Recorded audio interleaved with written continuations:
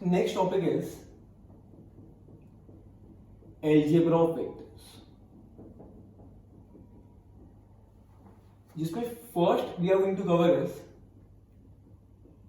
scalar multiplication. बहुत काम की चीज है ये. स्केलर मल्टीप्लिकेशन का मतलब क्या है? सपोज वी हैव ए बार, एक ए बार है, तो अगर मुझे 2a बार फाइंड करना है, तो 2a बार कैसे फाइंड करें या कैसा दिखेगा वो? ए बार का ये मैग्नीट्यूड है और ये डायरेक्शन. सो 2a बार का मतलब क्या हो गया? एक बार ए बार और एक बार ए बार. ऐसा करने से शायद अपने को एक बड़ा वेक्टर मिलेगा जिसका डायरेक्शन सेम यही होगा, लेकिन इसका मैग्नीट्यूड इससे डबल होगा. सो इस वेक्टर का नाम हो जाएगा 2a bar with the same direction but double the magnitude, क्योंकि आपने 2 से मल्टीप्लाई किया हुआ है. सो होता क्या है, ये ओरिजिनल वेक्टर है और ये न्यू वेक्टर जो अपने को बाद में मिला जब अपन ने 2 से मल्टीप्लाई किया. सो जो नया वेक्टर मिलेगा ना, 2a bar is in same direction of A bar. मतलब नया वेक्टर ओरिजिनल वाले के सेम डायरेक्शन में चलेगा but magnitude will be double, क्योंकि आपने 2 से मल्टीप्लाई किया. अगर आप 3 से करते तो थ्राइस हो जाता, अगर आप 5 से करते तो 5 टाइम्स आता था. 5 बार, 1 2 3 4 5 बड़ा वेक्टर मिलता आपने को. थोड़ा समझा? एग्जांपल एक और देखते हैं. सपोज वी हैव, ऐसा अपने पास एक ए बार है, तो बोल मेरे को 3a बार कैसा दिखेगा? एक बार A bar, 2 bar A bar, 3 bar A बार, और ऐसा करने से एक बड़ा वेक्टर बनेगा. इसका मैग्नीट्यूड जो रहेगा वो 3 गुना आ जाएगा इससे, लेकिन डायरेक्शन अभी भी दोनों का सेम ही रहने वाला है. ओके, अब मेरे को ये बता कि अगर मुझे -2a बार चाहिए तो कैसे निकालना पड़ेगा? अब माइनस साइन से मल्टीप्लाई करने का मतलब हो गया इसके जैसे डायरेक्शन में नहीं आएगा, नेगेटिव वेक्टर हो गया. तो ए अगर ऐसा जा रहा है तो माइनस वाला वेक्टर नीचे की तरफ जाएगा. तो शायद ये वाला जो रहेगा ना, सेम मैग्नीट्यूड वाले का नाम हो जाएगा -a. बट अपने को क्या चाहिए? -2a. तो इसको 2 बार लेना पड़ेगा, तब जाके एक बड़ा वेक्टर बनेगा. और इसका जो डायरेक्शन है वो इससे अपोजिट रहेगा. ये ऊपर जा रहा था, ये नीचे आएगा, और ये नए वेक्टर का नाम है 2a बार. आई होप ये भी समझा. और एक ट्राई करते हैं. सपोज अपने को 1/4 a बार चाहिए, तो अब क्या करना पड़ेगा? बोल, a पूरा चाहिए या 1/4 चाहिए या हाफ लेते हैं. चलिए और इजी करते हैं. हाफ a बार चाहिए तो क्या करना पड़ेगा? a कि जैसा ही क्या सेम या आधा रहेगा? एग्जैक्टली आधा रहेगा, और डायरेक्शन सेम. तो कहना है दैट इतनू छोटू सा हाफ ए बार बन के आ जाएगा. सो इसमें ये जो नंबर्स है ना, these numbers are called as scalar multiples. इनको बोलते हम लोग स्केलर मल्टीपल. अब देखिए यहां पे अपन इसके बारे में कुछ बातें लिखते हैं. If vector a bar is multiplied by any scalar k, so the new vector obtained will have, क्या सेम रहने वाला है? जो नया आएगा उसका सेम डायरेक्शन. कब सेम डायरेक्शन आएगा? जब आपका स्केलर पॉजिटिव रहेगा. देखो 3 पॉजिटिव है तो दोनों का डायरेक्शन सेम, हाफ पॉजिटिव है तो ऊपर की तरफ, दोनों का डायरेक्शन सेम। लेकिन अगर k नेगेटिव हो जाएगा तो आपका डायरेक्शन अपोजिट हो जाएगा। हैव सेम डायरेक्शन या अपोजिट डायरेक्शन, ये सब किस पे डिपेंड करता है? k पे। अगर पॉजिटिव k है तो सेम डायरेक्शन आएगा, नेगेटिव k हुआ तो अपोजिट डायरेक्शन आएगा। आई होप ये समझा। और मैग्नीट्यूड में क्या फर्क आने वाला है? And the magnitude of new vector will B k times the a बार, जिसका मतलब ये हो गया k से आपने जो a बार को मल्टीप्लाई किया था। चलिए तो एग्जांपल करके देखते हैं। सपोज a बार है i plus 2j plus 3k, ऐसा दिखता है एक बार। तो बोल मेरे को 3a बार कैसे निकालना पड़ेगा? इसको 3 से मल्टीप्लाई करना पड़ेगा, तो 3i 6j 9k, पूरे को 3 से मल्टीप्लाई कर दिया अपन ने। और डायग्राम में क्या चेंजेस आएगा? एक बार, दो बार, 3 बार एक बड़ा वेक्टर मिलेगा। ये तो आपको डायग्राम से समझ में आ रहा है, आपको मल्टीप्लाई करके बड़ा हो गया वो दिख भी रहा है। डायरेक्शन भी शायद दोनों का सेम है क्योंकि अपन ने पॉजिटिव मल्टीप्लाई किया। अगर मैंने -3 से मल्टीप्लाई किया होता तो यही डायरेक्शन होता है या अपोजिट हो जाता? अपोजिट होता, इस तरफ आता। इतना क्लियर होगा। आगे जाते हैं और मैग्नीट्यूड के बारे में बात करते हैं। देख मैग्नीट्यूड के लिए ना ऐसा लिखा हुआ है वहां पे, modulus of k into a is equal to modulus of k into a। मतलब दोनों सेम हो गया। k का वैल्यू 3 है और 3 का मॉड्यूलस मतलब 3 रहेगा, पॉजिटिव वैल्यू। वेक्टर का मॉड्यूलस कैसे निकालते हैं? फिजिक्स में पढ़ा है, अगर याद होगा तो। और नहीं याद है तो अभी के लिए याद रखो, आगे जाके आपको प्रॉपर तरीके से सिखाएंगे। वेक्टर का मैग्नीट्यूड निकालने के लिए ना अंडर रूट के अंदर कंपोनेंट्स का स्क्वायर कर देना होता है।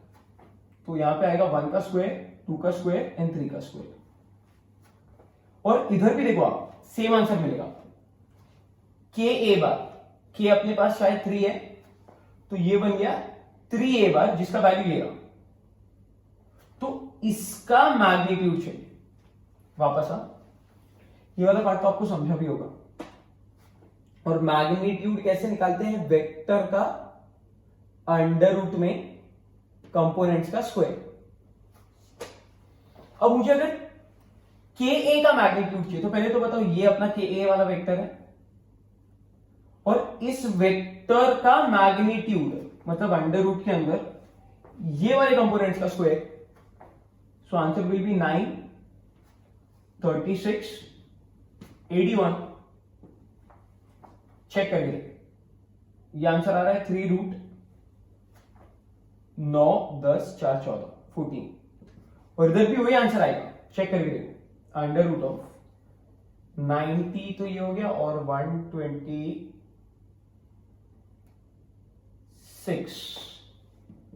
और 126 इज 14 9 सा। सो इसको अगर मैं 14 9 सा लिखूं, 9 बाहर के 3 रूट 14 बन जाए।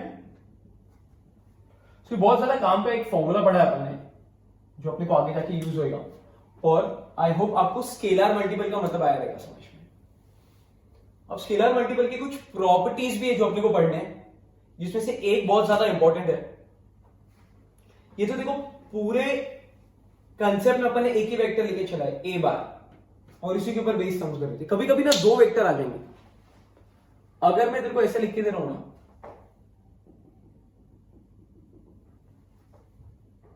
ए bar is M B bar, A bar is M B bar, तो M stands for scalar multiple. M stands for scalar multiple. इस टॉपिक के ऊपर ना कुछ एग्जांपल्स देखते हैं। So based on this point, let us consider an example. A bar is 3b bar. So this 3 is called as what? Scalar multiple. और बोलो अगर स्केलर मल्टीपल पॉजिटिव होता है, स्केलर मल्टीपल अगर पॉजिटिव होता है तो डायरेक्शन सेम होता है या अपोजिट होता है? सेम डायरेक्शन होता है. अब इससे ये समझ में आता है कि ए बार और बी बार का डायरेक्शन तो सेम है, लेकिन 3b बार इक्वल्स ए बार को ऐसे भी तो लिख सकते हैं, 1a bar is equal to 3b bar. और ये 1 को मैं अगर नीचे शिफ्ट कर दूंगा तो वापस से मैं इधर ही आ जाऊंगा. a bar is equal to 3/1 b bar, where 3/1 is again called as scalar multiple, which is still positive, जिसका मतलब डायरेक्शन क्या है? सेम. लेकिन इससे ये समझ में आता है, ये काम का नहीं है, ये समझ में आता है कि एक a बार बराबर है 3b बार के. एक a बार 3b बार के बराबर है, तो b बार का उपयोग कितने बार लेना पड़ता है? 3 बार. तो दिस इज नॉट b बार, ये a बार है और ये 3b बार है, और ये दोनों का डायरेक्शन सेम है तभी जाके ये इक्वल है. मतलब इतनू इतनू, ये वाला b बार हुआ, यहां से यहां तक b बार हुआ, यहां से यहां तक b बार हुआ, तब जाके पूरा का पूरा 3b बार हुआ. तो इधर से ऐसा भी तो बोल सकते हैं कि if two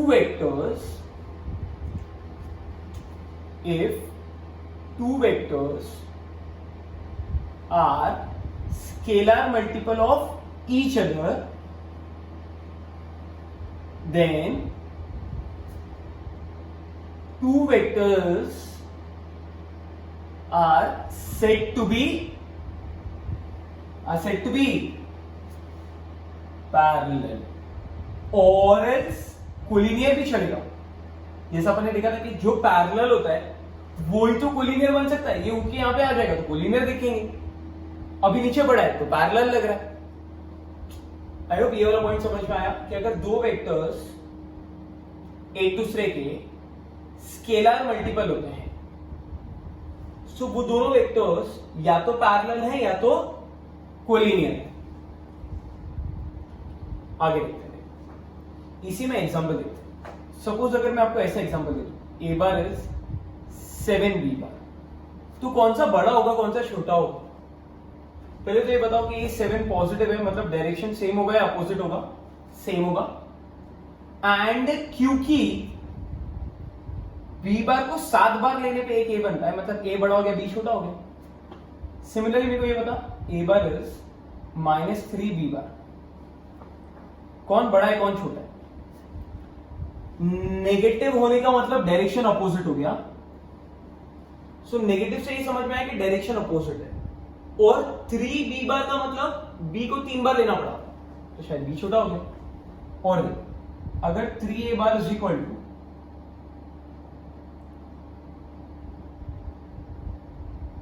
10b बार, तो इसी को मैं वापस से ऐसा लिख सकता हूं क्या? a bar is 10/3b bar, positive, same direction.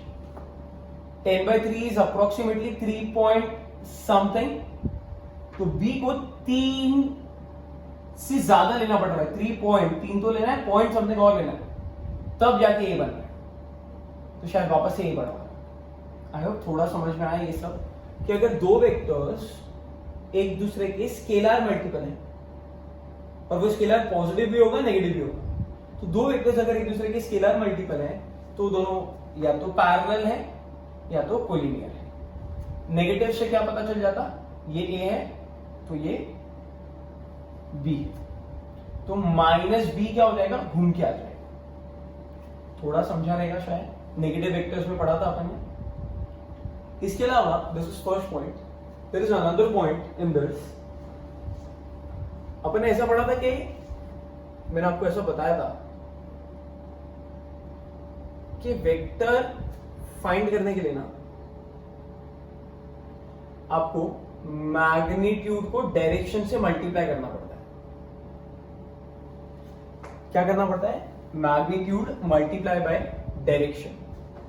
अब कैसे निकालते थे, सपोज एक वेक्टर है, फाइंड वेक्टर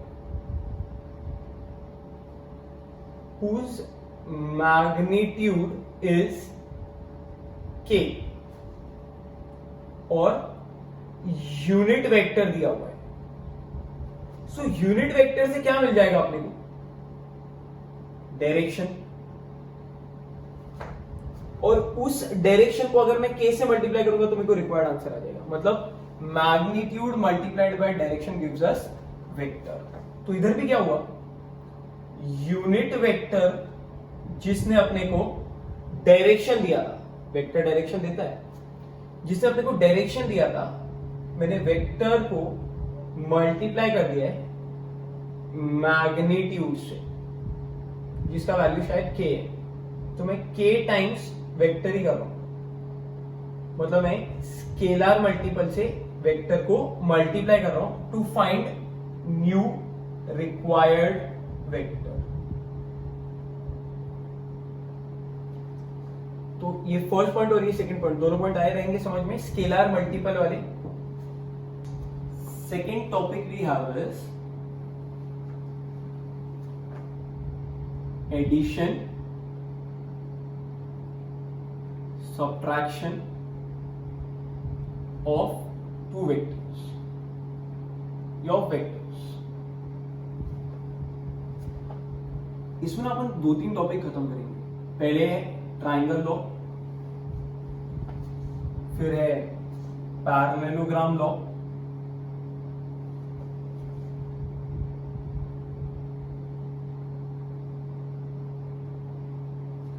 एंड लास्ट में पॉलीगॉन लॉ।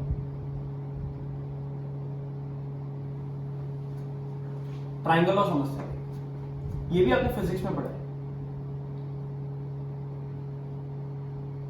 3 वेक्टर्स हैं, इसका ऐसा डायरेक्शन है, नीचे वाले का ऐसा डायरेक्शन है, और थर्ड वाला ऊपर नहीं जाके नीचे ही आ रहा है।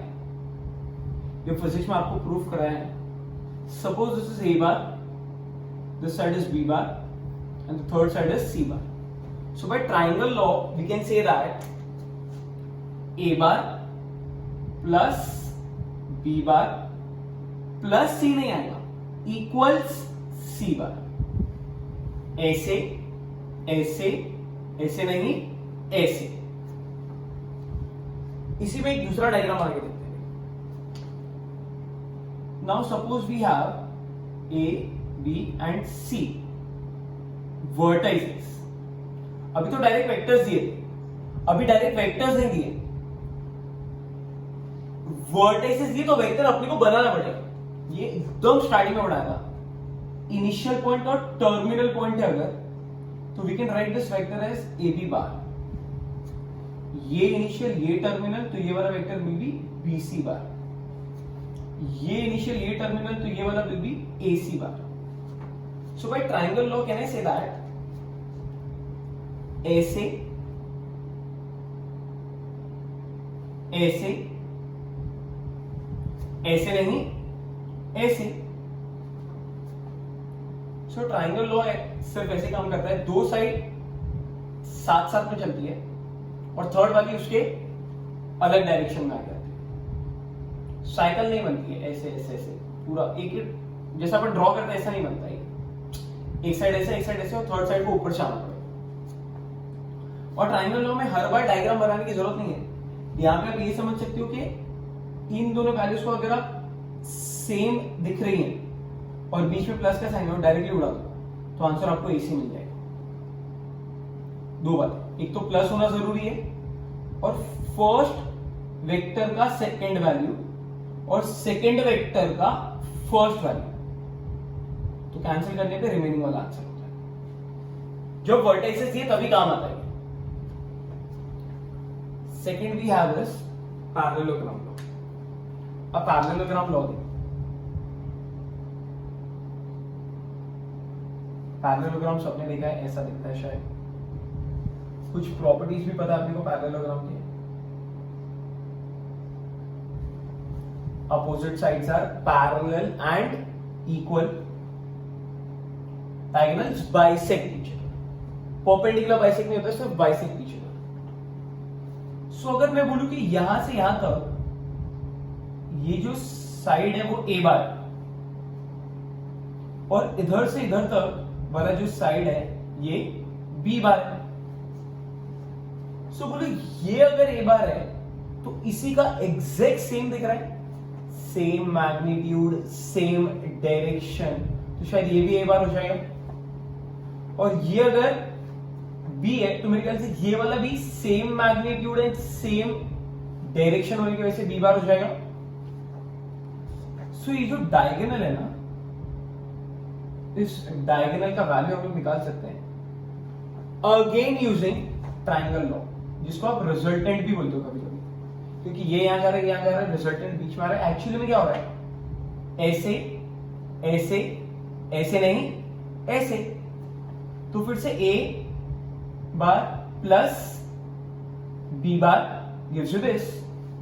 सो इसको हम लोग बोलते हैं, जो गिवन साइड्स के बीच में से डायगोनल आता है उसका नाम होता है ए बार प्लस बी बार। क्या नाम है उसका, ए बार प्लस बी बार। और जो दूसरा डायगोनल है ना वो ये वाला। अब ये दूसरा डायगोनल कैसे फाइंड करें, इसके लिए फिर से ट्राइंगल लॉ करते हैं, लेकिन ट्राइंगल लॉ होएगा नहीं। क्यों नहीं हो रहा है, इसका डायरेक्शन ऐसा है, दूसरा वाले का डायरेक्शन ऐसा है, और डायगोनल का डायरेक्शन अपन ऐसा ले रहे, तो ट्राइंगल लॉ बैठ नहीं रहे, ऐसे ऐसे नहीं आ रहा, तो यहां तो काम नहीं आ रहा है। इधर बन सकता है ऐसे ऐसे ऐसे नहीं ऐसे। सो can I say that diagonal plus B bar is equal to A bar by triangle law, ऐसे ऐसे ऐसे नहीं ऐसे। सो डायगोनल का यहां से एक वैल्यू मिल सकता है A bar minus B bar. So one of the diagonal is, जो साइड्स के बीच में से निकल के आया वो ए बार प्लस बी बार, और दूसरा वाला diagonal is A bar minus B bar. अरे इसी को चेक करने का ना दूसरा भी तरीका है, देखिए आप ऐसा भी तो कर सकते हो, इधर से ऊपर जाने वाले वेक्टर का नाम है बी बार, तो यहीं से रिवर्स आने का डायरेक्शन चेंज किया अगर मैंने, तो ये बी बार का क्या हो जाएगा, माइनस बी बार। अब ट्राइंगल वापस बैठेगा, ऐसे ऐसे ऐसे नहीं ऐसे हो जाएगा, A minus B is this. थोड़ा समझा होगा। Next we have is polygon. अब ये पॉलीगॉन लॉ कैसा है, देखिए पॉलीगॉन लॉ में ना बहुत सारे साइड्स पता होते हैं।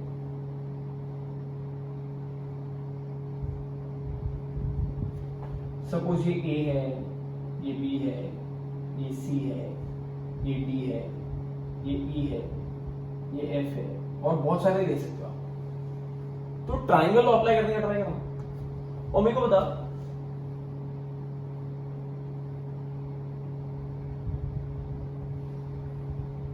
पी आर बार निकाल सकते क्या अपन, पी आर बार, पी से आर यूजिंग ट्राइंगल लॉ, ऐसे ऐसे ऐसे नहीं ऐसे। सो पी आर का जो वैल्यू होगा वो मेरे ख्याल से ए प्लस बी होगा। सिमिलरली आप मेरे को बताओ कि पी एस का वैल्यू कैसे निकालें। पी एस का वैल्यू पूरा ट्राइंगल करने से अच्छा है, एक्चुअली में पॉलीगॉन लॉ होता है पूरा, this plus this gives you this. So answer आएगा ए प्लस बी प्लस सी। और अगर आपको पी टी चाहिए तो वापस से पॉलीगॉन लो, यहां से यहां तक का वैल्यू चाहिए ना, तो अभी पूरा घूम लो, इधर इधर से स्टार्ट करके इधर पे आएंगे, तो A plus B plus C plus D ऐसा आएगा। और वही चीज ना आपको ट्राइंगल लॉ से भी दिख जाएगी, ऐसे ऐसे ऐसे नहीं ऐसे। So A plus B plus C plus D is this. Polygon law भी समझ में आया होगा। पॉलीगॉन लॉ के अलावा इस सब एडिशन हो रहा था, इसमें नेगेटिव भी देखा अपन ने। किसी भी वेक्टर का आप नेगेटिव कभी भी बना सकते हो। देखो अगर ये बी है तो इधर से मैं यहां पे भी v ले सकता हूं। सेम मैग्नीट्यूड लेना पड़ेगा मुझे, डायरेक्शन ये ऊपर था तो ये नीचे रहेगा, तो ये माइनस बी हो जाएगा। ये वाला अगर a प्लस बी ऊपर की तरफ है तो इसी को नीचे की तरफ लाओगे तो ये minus of a plus B बन जाएगा। कोई भी वेक्टर को अगर आप घुमा दोगे डायरेक्शन वाइज तो नेगेटिव साइन आ जाती है, बस इसी को तो नेगेटिव वेक्टर बोलते हैं। पॉलीगॉन लॉ के अलावा ना एक हेक्सागोन पे बहुत समझाता है, तो ये मैं आपको अभी पढ़ा देता हूं।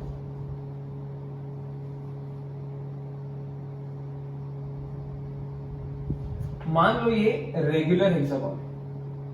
रेगुलर हेक्सागोन का मतलब होता है सब side same magnitude wise, direction wise कैसे होंगी सेम, इसका डायरेक्शन अलग है, इसका अलग है, सो मैग्नीट्यूड वाइज सब सेम,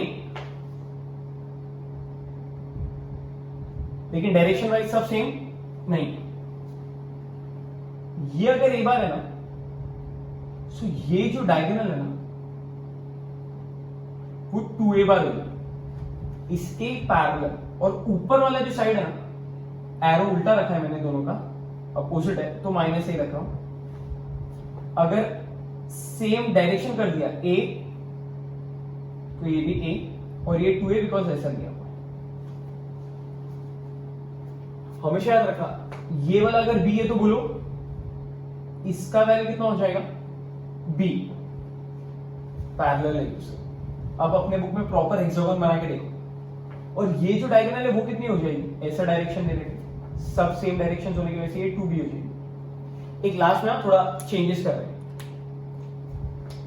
अगर ये c बार है इधर से इधर ऐसा डायरेक्शन, तो ये वाला बोल माइनस, वेरी गुड। और ये जो थर्ड डायगोनल है इसको मैं यही डायरेक्शन में रख रहा हूं, तो ये शायद 2c बार हो जाएगा। मैंने करेक्ट डायग्राम नहीं बनाया, आप प्रॉपर डायग्राम बनाओगे ना तो तीनों डायगोनल एक ही पॉइंट पे इंटरसेक्ट करने वाले हैं। हेक्सागोन पे सम्स हैं इसलिए मैं अभी से आपको बता रहा हूं। हेक्सागोन के बीच वाला ये एंगल ना 120 डिग्री होता है, और ये वाला एंगल सिर्फ 60 होता है, ये वाला एंगल 60 होता है, और ये वाला भी एंगल ट्राइंगल होने की वजह से 60 हो गया, तभी तो 180 होगा। तो हर बार इक्विलैटरल ट्राइंगल मिलेगा। अब इक्विलैटरल ट्राइंगल मिलेंगे से और क्या क्या बेनिफिट होगा, इसका जो मैग्नीट्यूड है वही इसका मैग्नीट्यूड होगा, वही इसका मैग्नीट्यूड होगा। इधर से इधर तक 2b था, तो ये छोटा वाला टुकड़ा will be b and this वाला टुकड़ा विल बी b, तो 1 2 मिला के 2b है।